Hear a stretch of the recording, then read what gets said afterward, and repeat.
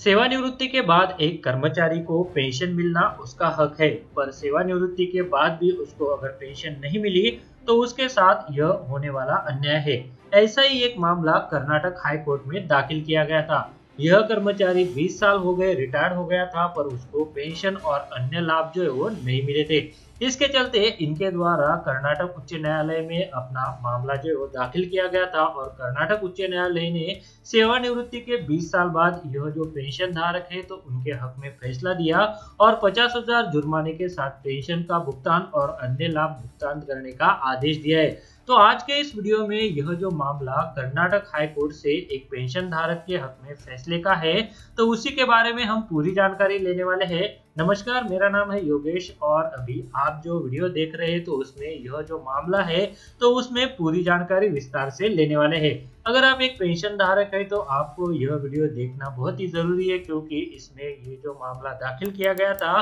तो किस वजह से इन पेंशन धारक को यह जो लाभ है तो उनसे वंचित रखा गया था, पेंशन नहीं दी गई, तो इसके बारे में आपको पता चल सके। साथ में कर्नाटक उच्च न्यायालय द्वारा अपने फैसले में यह जो पेंशन धारक है तो उनके हक में क्या कहा गया है तो इसके बारे में भी आपको पूरी जानकारी मिल सके। तो चलिए ये जो अपडेट है तो इसको जानते हैं, पर उससे पहले मैं आपसे हमेशा की तरह एक रिक्वेस्ट करूंगा कि अगर आप चैनल पर नए हैं और आपने हमारा चैनल अभी तक सब्सक्राइब नहीं किया है तो इसी तरह के अपडेट जानने के लिए चैनल को अभी सब्सक्राइब करके रख लीजिए, ताकि भविष्य में इसी तरह के जो अपडेट आएंगे तो उसका नोटिफिकेशन आपको सबसे पहले मिल सके।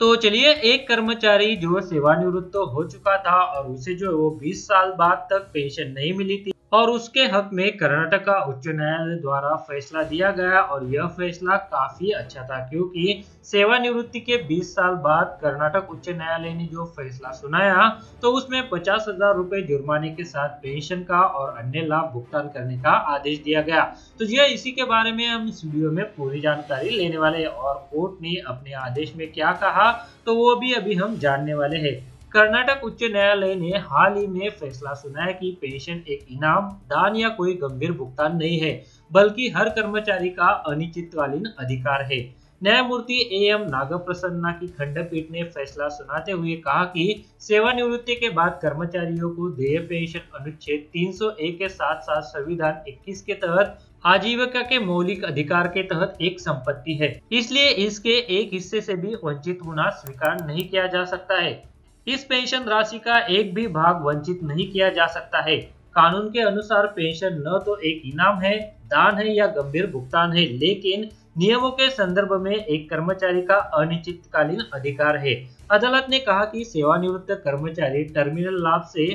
शालीनता, स्वतंत्रता और स्वाभिमान के साथ जीवन जीने के लिए एक स्वतंत्रता के साथ सक्षम हो जाता है। ऐसे में आजीविका के अधिकार से वंचित रह जाने से पेंशन भोगी व्यक्ति जीवन के कांटों पर गिर जाता है और खून भी बहेगा, ऐसा अदालत ने कहा। उच्च न्यायालय ने राज्य के अधीन Karnataka power transmission corporation limited यानी केपीटीसीएल के एक सेवानिवृत्त कर्मचारी के बचाव में आने के दौरान टिप्पणियां की, जिन्हें सेवानिवृत्ति के 21 साल बाद भी टर्मिनल लाभ से वंचित रखा गया था। खुदाचार और चोरी के आरोप में 24 मई 1999 को केपीटीसीएल द्वारा किसी भी जांच के बिना सेवा से समाप्त करने के बाद थिमैया की 2 दशक पुरानी कानूनी लड़ाई शुरू हो गई थी।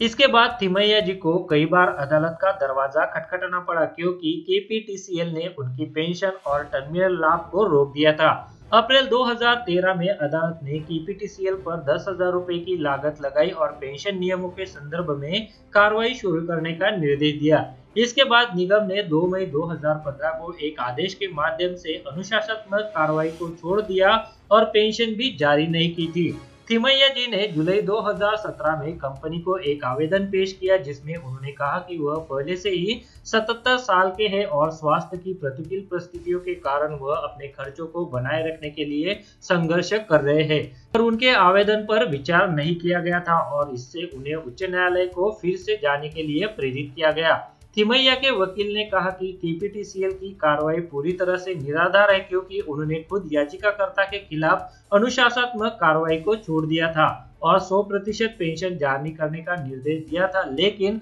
अन्य टर्मिनल लाभ नहीं थे। यह आगे बताया गया है कि याचिकाकर्ता के टर्मिनल लाभों को वापस लेने के लिए केपीटीसीएल के लिए कोई अधिकार नहीं था। केपीटीसीएल ने इस आधार पर टर्मिनल लाभों के भुगतान की अपनी कार्रवाई को सही ठहराने की मांग की कि याचिकाकर्ता से संबंधित फाइल कारपोरेट कार्यालय में लंबित है और यह उस खाते पर है कि टर्मिनल लाभ अभी तक जारी नहीं किए गए हैं,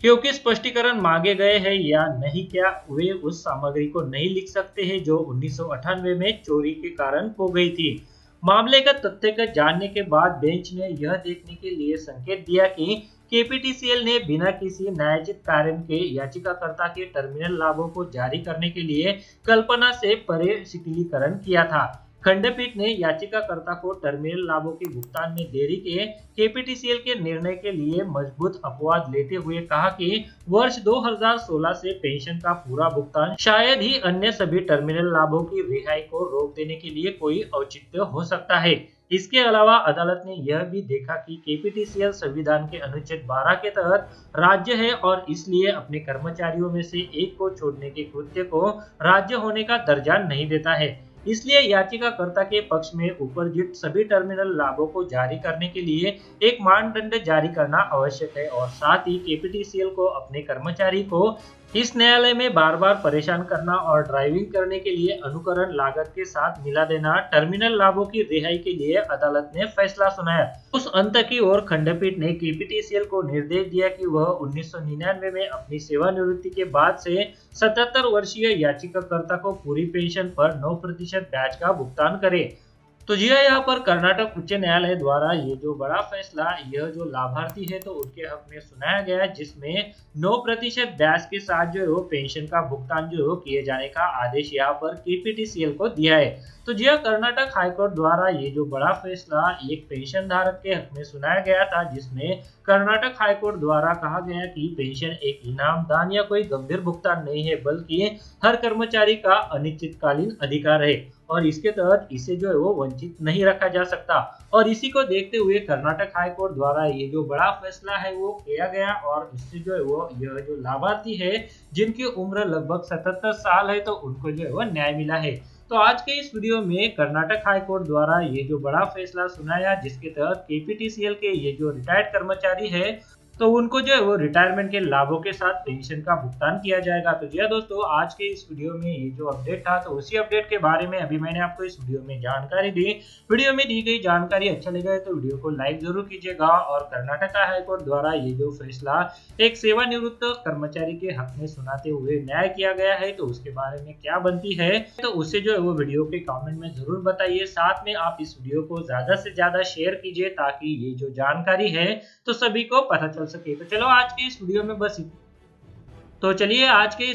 बस इतना ही। आगे भी ऐसे ही अपडेट में आपके लिए लेते आता रहूंगा। इसके लिए अगर आपने चैनल को अभी तक सब्सक्राइब नहीं किया है तो वीडियो के नीचे जो रेड कलर का बटन है तो उसे प्रेस करके आप चैनल को सब्सक्राइब करके रख लीजिए ताकि भविष्य में आपसे संबंधित जो भी अपडेट आए तो उसका नोटिफिकेशन आपको सबसे पहले मिल सके।